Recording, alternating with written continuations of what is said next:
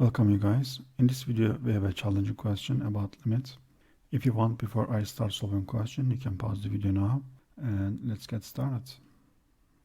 In this question guys, we will use a famous formula where if the numbers are 1 to the power of 2 plus 2 square plus 3 square, and if it goes to n square, then the result is going to be equal to n times, there's a times here, n plus 1 times 2n plus 1 divided by 6.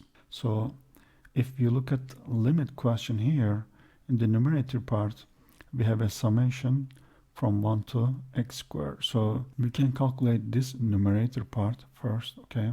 And basically what I'm gonna do is I'm gonna just switch n and x. We're gonna have limit when x goes to infinity. The denominator part is same, x cubed plus 1. And for the numerator part, what I'm gonna do is I'm gonna just put x instead of n, and I'm gonna bring the whole formula, this formula, here also. So we're gonna have x times x plus 1 times 2x plus 1 divided by 6, guys. So we are dividing this part by this part. Let me continue here. Then we're gonna have limits when x goes to infinity. This is a fraction, right? So we're dividing this part by 6 and also the whole term by x cubed plus 1. Once you do it, then we're going to have something like this. Let me write it as a fraction here.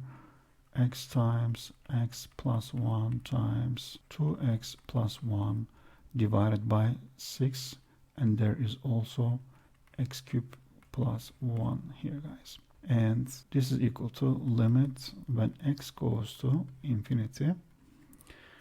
Here, if you distribute this x into parentheses, then we're going to have 6x cubed plus 6 in the denominator, guys. For the numerator, of course, we're going to multiply this x by x plus 1 and then the whole term by 2x plus 1.